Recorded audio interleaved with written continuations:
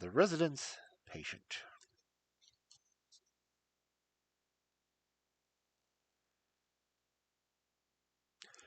In glancing over the somewhat incoherent series of memoirs which I have endeavored to illustrate a few of the mental particularities of my friend Mr. Sherlock Holmes, I have been struck with the difficulty which I have experienced in picking out examples which shall in every way answer my purpose.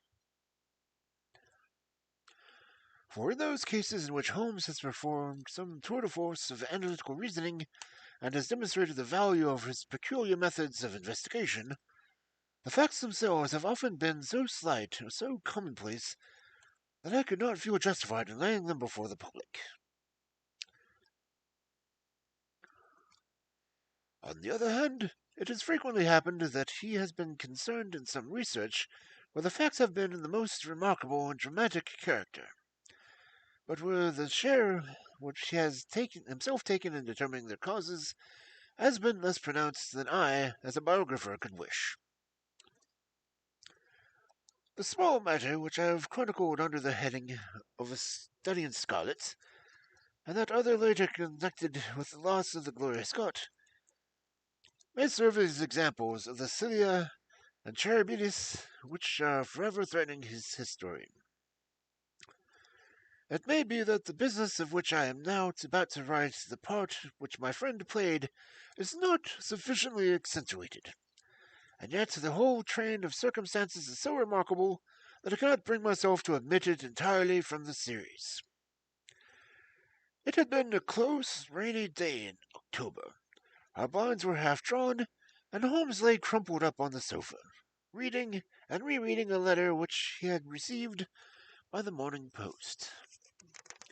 For myself, my term of service in India had trained me to stand heat better than cold, and a thermometer of 90 was no hardship. But the paper was uninteresting. Parliament had risen, everybody was out of town, and I yearned for the glades of the New Forest or the shingle of the South Sea. A depleted bank account had caused me to postpone my holiday, and as to my companion, neither the country nor the sea presented the slightest attraction to him. He loved to lie in the very center of 5 million people, with his filaments stretching out and running through them, responsive to every little rumor or suspicion of unsolved crime. Appreciation of nature found no place among his many gifts, and his only change was when he turned his mind to the evildoer of the town to track down his brother of the country. Finding that Holmes was too absorbed for conversation, I tossed aside the barren paper and, leaning back in my chair, fell into a brown study. Suddenly my companion's voice broke in upon my thoughts. "You're right, Watson," said he. "It does seem a very preposterous way of settling a dispute." "Most preposterous," I exclaimed, and then, suddenly realizing how he had echoed the inmost thought of my soul, I sat up in my chair and stared at him in blank amazement. "What is it, Holmes?" I cried. "This is beyond anything I could have imagined." He laughed heartily at my perplexity.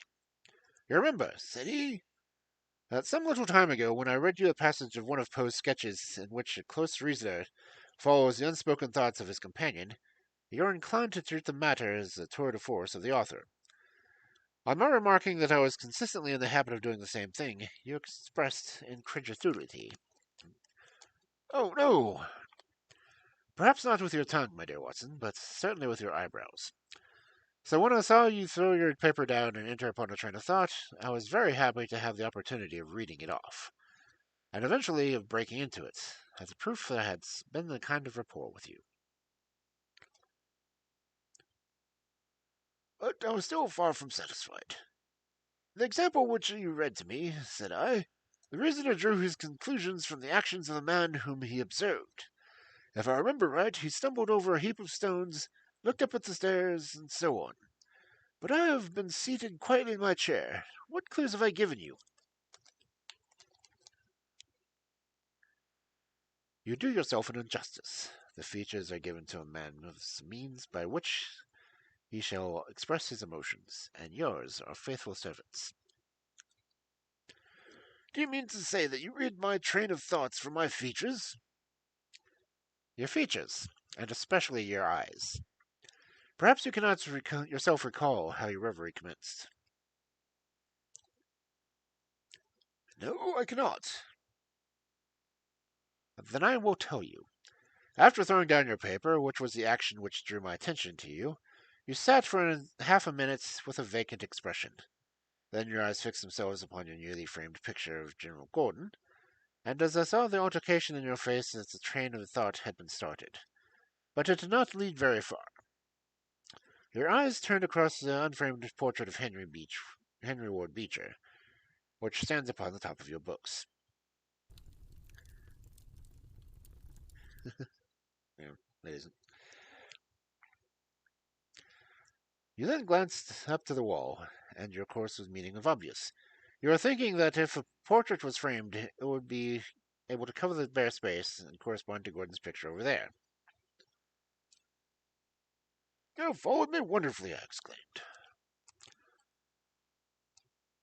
So far I could hardly have gone astray, but now your thoughts went back to the preacher, and you looked hard across it as if you were studying the character of his features. Then your eyes ceased to pucker, and you continued to look across, and your face was thoughtful. You were recalling the incidents of Beecher's career. I was well aware that you could not do this without thinking of the mission which he undertook on behalf of the North, and at the time of the Civil War, for I remember you expressing your passionate indignation at the way in which he was received by some of the more turbulent of our people. You felt so strongly about it that I knew you could not think of Beecher without thinking of that also. When a moment later I saw your eyes wander away from the picture, I suspected that your mind had somehow turned to the Civil War. And when I observed that your lips set, your eyes sparkled, and your hands clenched, I was positive that you were indeed thinking of the gallantry which was shown by both sides in this desperate struggle. But then, again, your face grew sadder.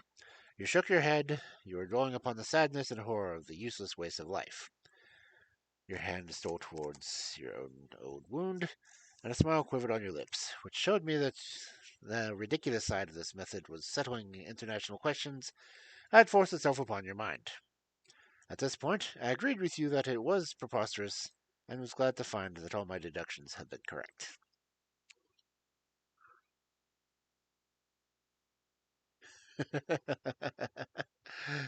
Oh, yeah. Absolutely, said I. And now that you've explained it, I confess that I am as amazed as before.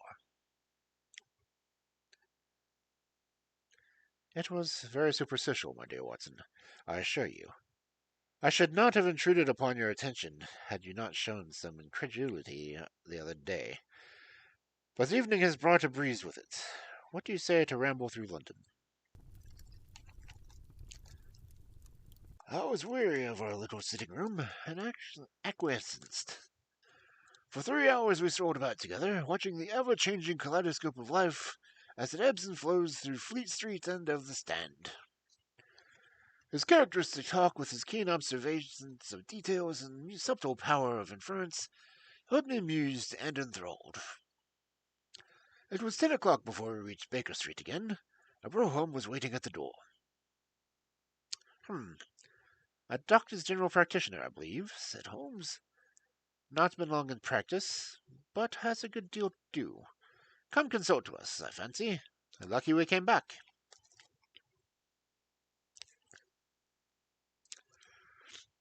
I was sufficiently conversant with Holmes's method to be able to follow his reasoning, and to see that the nature and state of the various medicinal equipment and the wicker baskets which hung from the lamp side of the burrow had given him the data for his swift deduction. The light in our window above showed that this late visit was indeed intended for us. With some curiosity as to what could have been the brother medico to us at such an hour, I followed Holmes into our sanctum.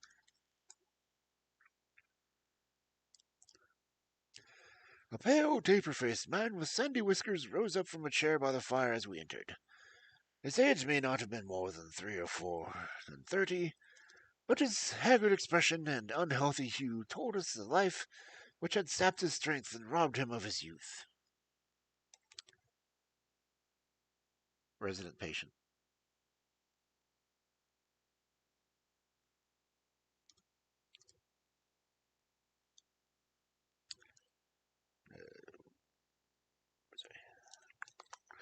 His manner was nervous and shy, like that of a sensitive gentleman, and the thin white hand which he laid upon the mantelpiece as he rose was that of an artist rather than of a surgeon.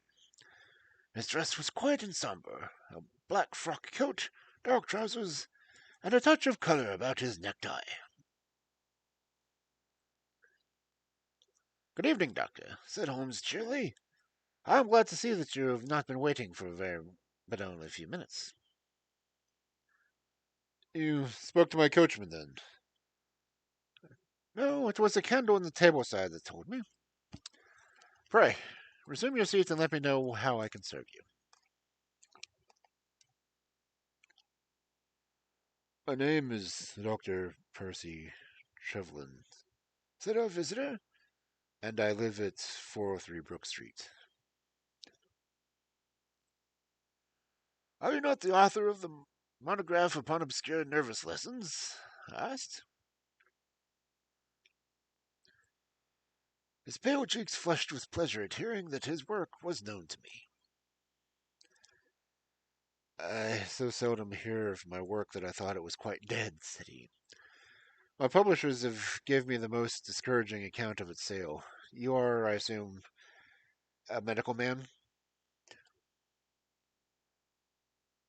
A retired army surgeon. My own hobby has always been nervous disease. I should wish to make it an absolute specialty, but of course a man must take what he can get at first. This, however, is beside the question, Mr. Sherlock Holmes.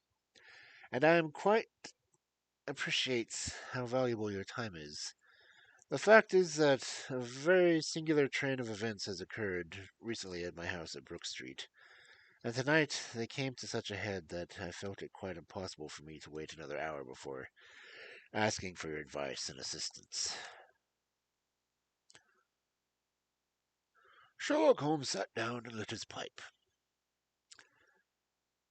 You are very welcome to both, said he. Pray, let me have a detailed account of what circumstances are which have disturbed you.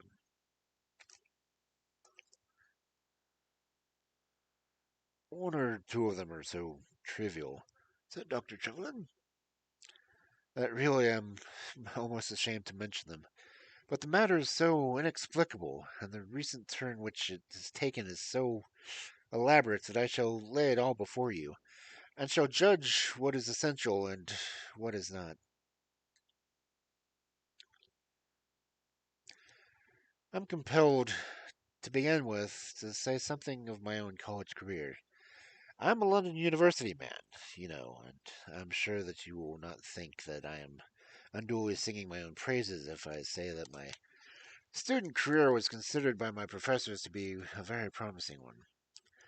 After I graduated, I continued to devote myself to research, occupying a manor position at King's College Hospital, and I was fortunate enough to excite considerable attention in my research into the pathology of catalepsy, and finally to win the Bruce Pinkerton Prize and medal for the monographs on nervous lesions, to which your friend has just alluded. I should not go too far if I were to say that there was a general impression at the time that, as a distinguished career lay before me, but one of the great stumbling blocks lay in my want of capital. As you will readily understand, a specialist who aims high is compelled to start in one of the dozen streets of the Cavendish Square quarter, all of which entail enormous rents and furnished expenses. Besides this preliminary outlay, he must be prepared to keep himself for some years, and to hire a presentable carriage and horse. To do this was quite beyond my power, and I could only hope that by the economy I might in 10 years save some enough to enable me to put up my plate. Suddenly, however, an unexpected incident opened up quite a new prospect for me. This was a visit from a gentleman of the name of Blessington, who was a complete stranger to me. He came up into my room one morning and plunged into business in an instant. You are the same Percy Trevelyan who was great, has a distinguished career and won a great prize lately, said he. I bowed. Answer me frankly, he continued, for you will find it in your interest to do so. You have all the cleverness which makes a successful man. Do you have the tact? I could not help smiling at the abruptness of the question. I trust that I have my share, said I. Any bad habits? Not drawn to drink, eh? Really, sir, I cried. Quite right, that's all right. But I am bound to ask, with all these qualities, why are you not in practice? I shrugged my shoulders. Come, come, he said in this bustling way. It's the old story. More in your brains than in your pocket, eh? What would you say if I were to start you in Brook Street? I stared at him in astonishment. Oh, it's for my sake, not for yours, he cried. I'll be perfectly frank with you, and if it suits you, it will suit me very well. I have a few thousand to invest, you see, and I think I'll sink them into you. But why? I gasped. Well, it's just like any other speculation, and safer than most. What am I to do then? I'll tell you. I'll take the house, furnish it, pay the maids, and run the whole place. All you have to do is just to wear out your chair in the consulting room. I'll let you have any pocket money and everything, and then you hand over to me 3/4 of what you earn, and you keep the other quarter for yourself. This was a strange proposal, Mr. Holmes, with which man Blessington approached me. I won't weary you with the account of how we bargained and negotiated. It ended in my moving into the house the next day, next Lady Day, and starting my practice on very much the same conditions as he had suggested. He came himself to live with me in the character of a resident patient. His heart was weak, it appears, and he needed constant medical supervision. He turned the 2 best rooms of the first floor into a sitting room and a bedroom for himself. He was a man of singular habits, shunning company and very seldom going out. His life was irregular, but in one respect he was regularity itself. Every evening, at the same hour, he walked into the consulting room, examining the book, put down 5 and 3 pence for every guinea that I had earned, and carried the rest off in the strong box into his own room. I may say with confidence that he never had an occasion to regret his speculations. From the first, it was a success. A few good cases, and my reputation, which I had won in the hospital, brought me rapidly to the front. And during the last few years, I have made him a rich man. So much, Mr. Holmes, for my past history and my relations with Mr. Blessington. It only remains for me now to tell you what has occurred to bring me here tonight. Some weeks ago, Mr. Blessington came down to me, and as he spoke to me, in a state of considerable agitation. He spoke of some burglary which, he said, had been committed in the West End, and he appeared, I remember, to be quite unnecessarily excited about it. Declared that a day should not pass before we should add stronger bolts to our windows and doors. For a week he continued to be in a particular state of restlessness, peering continually out the windows and ceasing to take a short walk which he had usually taken to preclude his dinner. From his manner it struck me that he was in mortal dread of something or somebody. But when I questioned him upon the point, he became so offensive that I was compelled to drop the subject.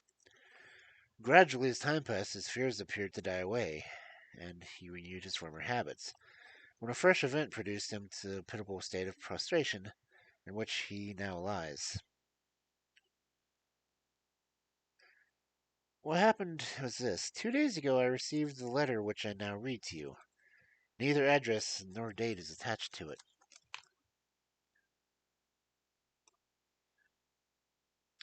A Russian nobleman who is now resident of England, it runs, would be glad to avail himself to the professional assistance of Dr. Percy Trevlin. He has been some years a victim of cataleptic attacks, which, as well known, Dr. Trevlin is an authority. He proposes to call about 6:15 tomorrow evening, if Dr. Trevlin will make it convenient to be at home. The letter interested me deeply because chief difficulty in the study of catalepsy is the rareness of the disease. You may believe, then, that I was in my consulting room when the patient, and an appointed hour when the patient occurred. He was an elderly man, thin, demure, and commonplace, by no means the conception one forms of a Russian nobleman. I was much more struck by the appearance of his complexion. He was a tall young man, surprisingly handsome, with a dark, fierce face and the limbs and chest of a Hercules. He had his hand under the other's arm as he entered, and helped him to the chair with a tenderness which was hardly to have been expected from his appearance. "You'll excuse me my coming in, doctor," he said to me, speaking English with a slight lisp. "This is my doctor, and his health is a matter of most overwhelming importance to me." I was touched by his filial anxiety. "You would, perhaps, care to remain during the consultation?" said I. "Not for the world," he cried with a gesture of horror. "It is more painful to me than I can express. If I were to see my father in one of his dreadful seizures, I am convinced that I should never survive it. My own nervous system is an exceptionally sensitive one. With your permission, I will remain in the waiting room while you go into my father's case." To this, of course, I assented, and the young man withdrew. The patient and I then plunged in the discussion of the case, which I took exhaustive notes. He was not remarkable for intelligence, for his answers were frequently obscure, which I attributed to his limited acquaintance with our language. Suddenly, however, as I sat sitting, he ceased to give any answer, and to all my inquiries, and to my turning towards him, I was shocked to see that he was sitting bolt upright in his chair, staring at me with a perfectly blank and rigid face. He was again in the grip of his mysterious malady. My first feeling, as I've just said, was one of pity and horror. My second, I fear, was rather one of professional satisfaction. I made notes of my patient's pulse and temperature, tested the rigidity of his muscles, and examined his reflexes. There was nothing markedly abnormal in any of these conditions, which harmonized with my former experiences. I'd obtained good results in such cases by the annihilation of nitrate in enamel, and the present seemed to be an admirable opportunity of testing its virtues. The bottle was downstairs in my laboratory, so leaving my patient seated in his chair, I ran down to get it. There was some little delay in finding it, 5 minutes, let us say, and then I returned. Imagine my amazement to find an empty room and my patient gone. Of course, my first act was to run into the waiting room. The sun had also gone. The hall door had been closed, but not shut. My page who admits patients is a new boy and by no means quick. He waits downstairs and runs up to show patients out when I ring the consulting room bell. He had heard nothing, and the affair remained a complete mystery. Mr. Blessington came in from his walk shortly afterwards, but I did not say anything to him upon the subject, for, to tell the truth, I have got in the way of late of holding a little communication with him as possible. I never thought that I should see anything more of the Russian and his son, so you can imagine my amazement when, at the very same hour this evening, they both came marching into my consulting room, just as they had done before. "I feel that I owe you a great many apologies for my abrupt departure yesterday, doctor," said my patient. "I confess that I was much surprised at it," said I. Well, the fact is, he remarked, that when I recover from these attacks, my mind is always very clouded as to all that has gone before. I woke up in a strange room, as it seemed to me, and made my way out into the street in a sort of dazed way when you were absent. And I, said the son, seeing my father pass the door of the waiting room, naturally thought that the consultation had come to an end. It was not until we had reached home that I began to realize the true state of affairs. Well, said I, laughing, there is no harm done except that you puzzled me terribly.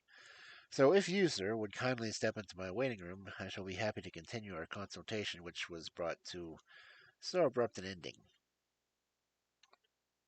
For half an hour or so I discussed the old gentleman's symptoms with him, and then, having prescribed for him, I saw him go off upon the arm of his son. I've told you that Mr. Blessington generally chose this hour of the day for his exercise. He came in shortly afterwards and passed upstairs. An instant later I heard him running down, and he burst into my consulting room like a man who was mad with panic. "Who has been in my room?" he cried. "No one," said I. "That's a lie," he yelled. "Come up and look." I passed over the grossness of his language, as he seemed half out of his mind with fear. When I went upstairs with him, he pointed to several footprints upon the light carpet. "Do you mean to say those are mine?" he cried. They were certainly very much larger than any which he could have made, and were evidently quite fresh. It rained hard that afternoon, as you know, and my patients were the only people who had called. There must have been one, in that case, the man in the waiting room had, for some unknown reason, while I was busy with my patient, that he had ascended the room of my resident patient. Nothing had been touched or taken, but there were footprints to prove that the intrusion was undoubtedly fact. Mr. Blessington seemed more excited over the matter than I should have thought possible, though of course it was enough to disturb anyone's peace of mind. He actually sat crying in an armchair, and I could hardly get him to speak coherently. It was his suggestion that I should come around to you, and of course I saw once the propriety of it, for certainly the incident was a very singular one, though he appears to be completely overrated its importance. If you would only come back with me and my broom, you would at least be able to soothe him, though I can hardly hope that you will be able to explain this remarkable occurrence. Sherlock Holmes listened to this long narrative with intentness which showed me that his interest was keenly aroused. His face was as impassive as ever, but his lids had drooped more heavily over his eyes, and his smoke had curled up more quickly from the pipe to emphasize each curious episode of the doctor's tale. As our visitor concluded, Holmes sprang up without a word, handed me my hat, picked up his own on the table, and followed Dr. Trillin to his door. Within a quarter of an hour, we had been dropped at the door of the physician's residence on Brookseat, one of the somber, flat-faced houses which associates with the West End practice. A small page admitted us, and we began at once to ascend the broad, well-carpeted stair. But a singular interruption brought us to a standstill. A light at the top was suddenly whisked out, and from the darkness came a reedy, quivering voice. "I have my pistol," it cried. "I give you my word that I'll fire if you come any nearer." "This really grows outrageous, Mr. Blessington," cried Dr. Trillin. "Oh, but it is you, Doctor," said the voice with a great heave of relief. "But those other gentlemen, are they what they pretend to be?" We were conscious of a very long scrutiny out of the darkness. "Yes, yes, it's all right," said the voice at last. "You can come up, and I'm sorry my precautions have annoyed you."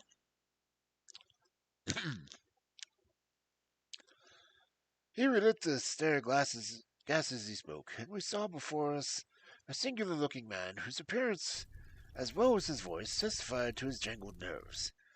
He was very fat, but had apparently at some time been much fatter, so that the skin hung about his face in loose pouches, like the cheeks of a bloodhound.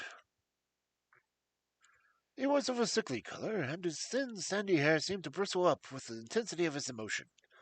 In his hand he held a pistol, but he thrust it into his pocket as we advanced. Good evening, Mr. Holmes, said he.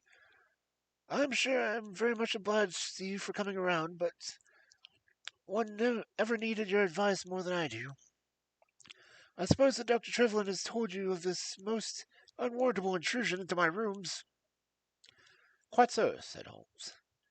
Who are these two men, Mr. Wellington, and why do they wish to molest you? Well, said the resident patient in a nervous fashion. Of course, it is hard to say. You can hardly expect me to answer that, Mr. Holmes. Do you mean that you do not know? Come in here, if you please. Just have the kindness to step in here. He led the way into his bedroom, which was large and comfortably furnished. You see that, said he, pointing to a big black box at the end of the bed. I've never been a very rich man, Mr. Holmes. Never made but one investment in my life, as Dr. Trevelyan would tell you. But I don't believe in bankers. I would never trust a banker, Mr. Holmes. Between ourselves, what little I have is in that box. So you can understand what it means to me when unknown people force themselves into my rooms. Holmes looked at Blessington in his questioning way and shook his head. I cannot possibly advise you if you try to deceive me, said he.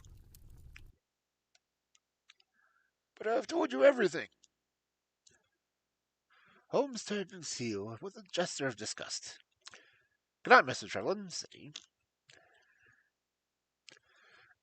No advice from me, cried Blessington in his breaking voice. My advice to you, sir, is to speak the truth.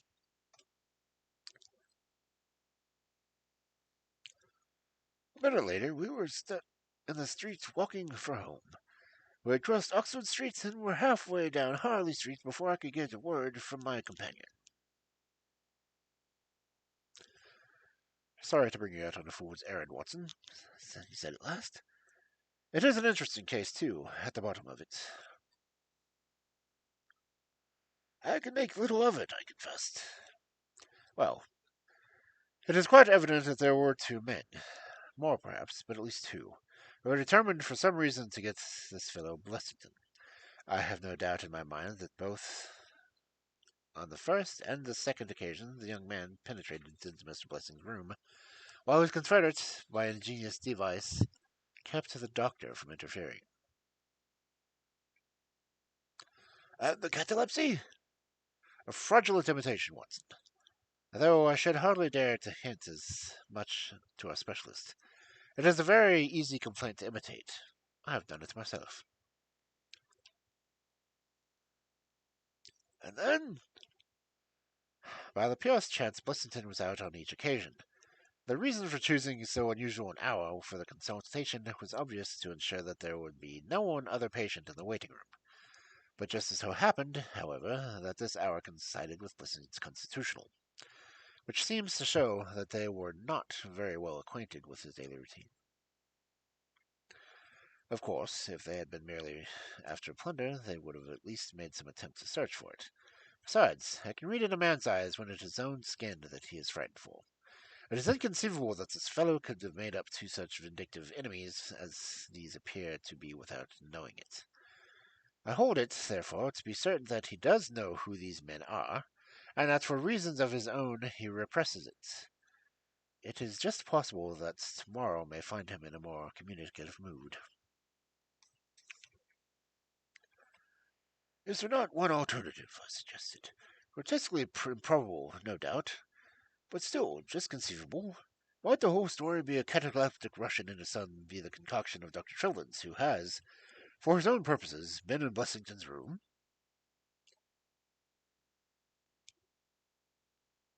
My dear fellows, said he, it was one of the first solutions which occurred to me, but I was soon able to corroborate the doctor's tale.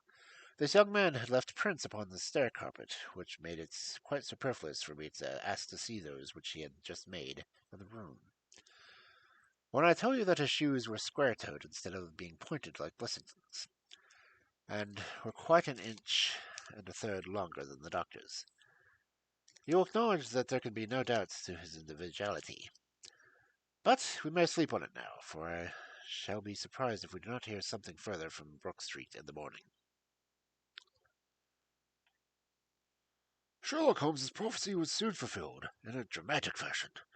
At 7:30 next morning, in the first dim glimmer of daylight, I found him standing by my bedside in his dressing gown. "There's a brougham waiting for us, Watson," said he. "What's the matter, then?" "The Brook Street business." "Any fresh news?" "Tragic, but ambiguous," said he, pulling up the blind. "Look at this, a sheet from a notebook, with 'For God's sake, come at once, P.T.' scrawled upon it in pencil. Our friend the doctor was hard put to it when he wrote this. "Come along, my dear fellow, for it's an urgent call." In a quarter of an hour we were back at the physician's house. He came running out to meet us and face in horror. "Oh, such a business!" he cried, with his hands to his temples. "What then?" "Blessington has committed suicide." Holmes whistled. "Yes, he hanged himself during the night." We had entered, and the doctor had preceded us into what was evidently his waiting room. "I really hardly know what I'm doing," he cried. "The police are already upstairs. It has shaken me most dreadfully." "When did you find it out?" "He has a cup of tea taken to him in the early every morning. When the maid entered about 7, there's an unfortunate fellow was hanging in the middle of his room. He had tied his cord to the hook of a very heavy lamp used to hang, and he had jumped off the top of the very box he had showed us yesterday." Holmes stood for a moment in deep thought. "With your permission," he said at last, "I should like to go upstairs and look into the matter."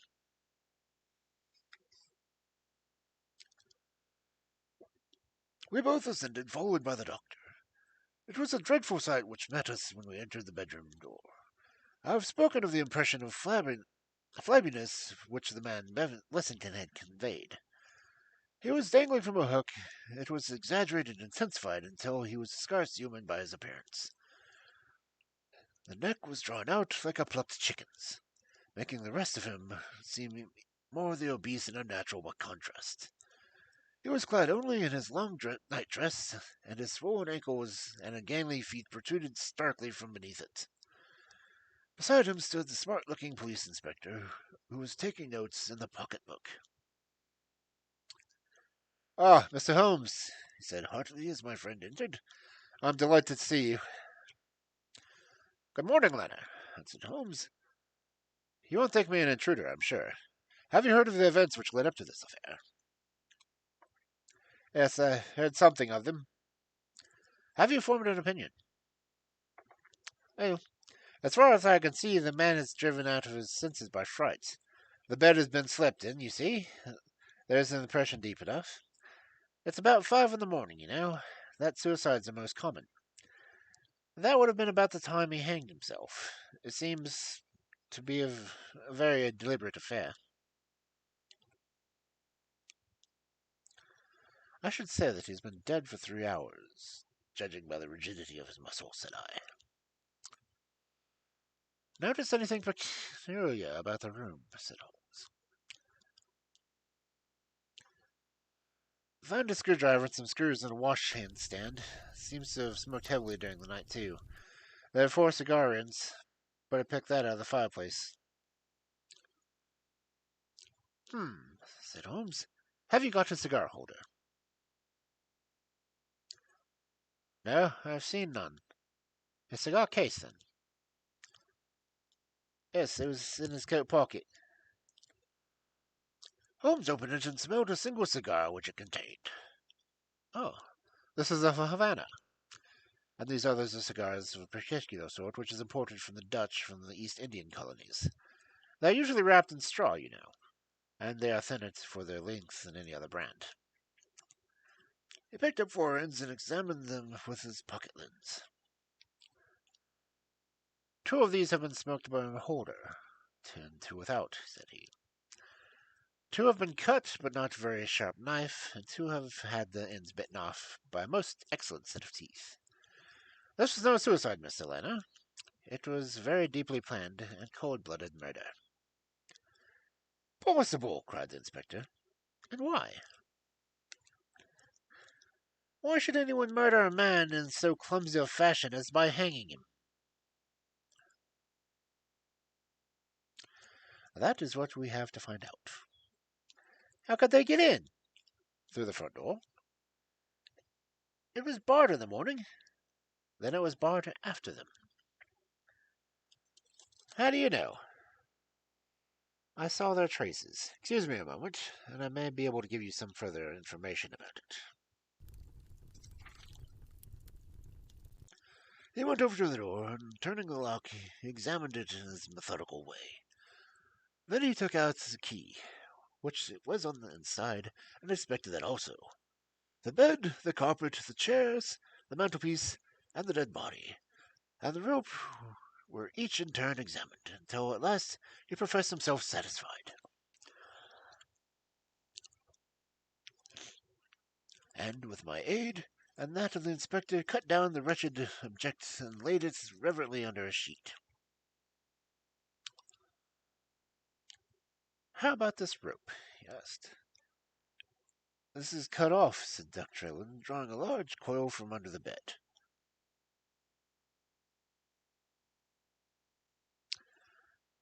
He was morbidly nervous of fire. He always kept this beside him, so that he might escape by the window in case the stairs were burning. That must have saved the trouble, said Holmes thoughtfully. Yes, the actual facts are very plain, and I shall be surprised if by this afternoon I cannot give you the reasons for them. I will take this photograph of Blessington, which I see upon the mantelpiece, as I may help me in my inquiries. But you have told us nothing, cried the doctor. Oh, there can be no doubt as to the sequence of events, said Holmes. There were three of them in it, the young man, an old man, and a third to whose identity I have no clue. The first two, I need hardly remark, are the same as who masquerade as a Russian count and his son. So we can give a very full description of them. They were admitted by a confederate inside the house. If I might offer you a word of advice, Inspector, it would be to not only arrest the page, who, as I understand, has only recently come into your service, Doctor. The young imp cannot be found, said Dr. Trellan. The maid and the cook have just been searching for him. Holmes shrugged his shoulders. He has not played an unimportant part in this drama, said he. Three men having ascended the stairs, which they did on tiptoe, the older man first, the younger man second, and the unknown man in the rear. My dear Holmes, I ejaculated. Oh, there can be no question as to the position of the footmarks. I had the advantage of learning which was which last night. They ascended, then, to Mr. Blessington's room, the door of which they found to be locked. With the help of a wire, however, they forced around the key. Even without the lens, you will perceive by the scratches on this board where the pressure was applied. On entering the room, their first proceeding must have been to gag Mr. Blessington. He may have been asleep, or he may have been so paralyzed in terror as to have not been able to cry out. These walls were thick, and it is conceivable that a shriek, if he had time to utter one, was unheard. Having secured him, it is evident to me that consultation of some sort was held, probably of something of the nature of a judicial proceeding. It must have been last time for some time, for it was that these cigars had been smoked. The older man sat in the wicker chair. It was he who used the cigar holder. The younger man sat over yonder. He knocked his ash against the chest of the drawers. The third fellow paced up and down, Blessington, I think, sat upright in the chair in bed, but of that I cannot be absolutely certain. Well, it ended by their taking Blessington and hanging him. The matter was so prearranged that it was my own belief that they had brought with them some sort of block or pulley which might have served as a gallows. That screwdriver and those screws were, as I conceive, for fixing it up. Seeing the hook, however, they naturally saved themselves the trouble. Having finished their work, they made off, and the door was barred behind them by their confederate. We had all listened to the deepest interest to the sketch of the night's doings, which Holmes had deduced from signs so subtle and minute that even when he had pointed them out to us, we could scarcely follow him in his reasonings. The inspector hurried away on the instant to make inquiries about the page, while Holmes and I returned to Baker Street for breakfast. "I'll be back by 3, said he when he had finished his meal. "Both the inspector and the doctor will meet me here at an hour, and I hope by that time to have cleared up any obscurity which the case may still have present." Our visitors arrived at the appointed time, but it was 3:15 before my friend put in an appearance. His expression as he entered, however, I could see that all had gone well with him. "Any news, Inspector?" "We've got the boy, sir." "Excellent, and I've got the men." "You got them?" we all cried. "Well, I at least got their identity. The so-called Blessington, as I expected, well known at the headquarters, and so are his assailants. Their names are Biddle, Hayward, and Moffat." "The Worthington Bank gang?" cried the inspector. "Precisely," said Holmes. "Then Blessington must have been Sutton." "Exactly," said Holmes. "Why, that makes it as clear as crystal," said the inspector. But Trevelyan and I looked at each other bewildered. "You must surely remember the great Worthington Bank business," said Holmes. 5 men were in it. These 4, and a 5th called Cartwright. Tobin, the caretaker, was murdered, and the thieves got away with £7,000. This was in 1875. They were all 5 arrested, but the evidence against them was by no means conclusive. This Blessington, or Sutton, who was the worst of the gang, turned informer. On his evidence, Cartwright was hanged, and the other 3 got 15 years apiece. When they got out the other day, which was some years before their full term, they set themselves, as you perceive, to hunt down the traitor and to avenge the death of their comrade upon him. Twice they tried to get at him and failed. The 3rd time, you see, it came off. Is there anything further which I can explain, Dr. Trevelyan?" "I think you have made it remarkably clear," said the doctor. "No doubt the day on which he was so perturbed in the day is when he had seen that they released in the newspapers."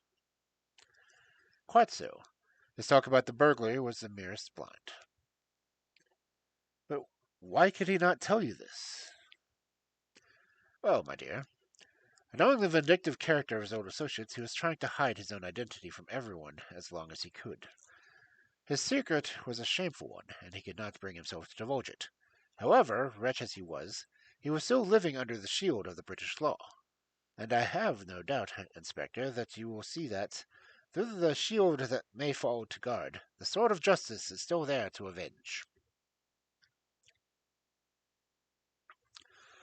"Such were the singular circumstances in connection to the resident patient and to the Brook Street doctor. From that night nothing has been seen of the 3 murderers by the police, and it is surmised at Scotland Yard that they were among the passengers of an ill-fated steamer, Noah Carina, which was lost some years ago, with all hands aboard, on the Portuguese coast, some leagues to the north of Porto. Proceedings against the page broke down for want of evidence, and the Brook Street mystery, as it is called, has never again been put down, dealt with in any public print."